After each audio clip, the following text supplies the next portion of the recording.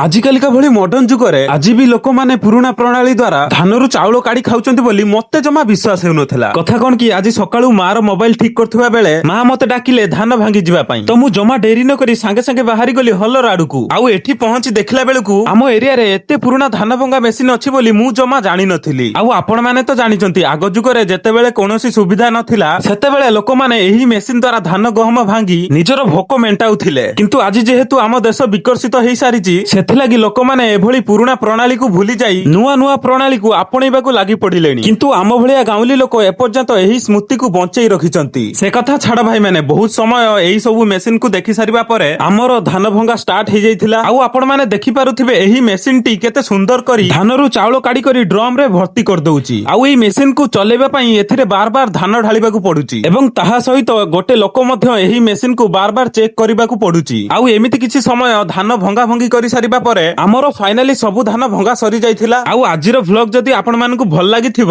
Follow ଗୋଟେ ନିହାତି କରିବେ ଗାଇସ୍। ତ ରହିଲି, ଜୟ ଜଗନ୍ନାଥ।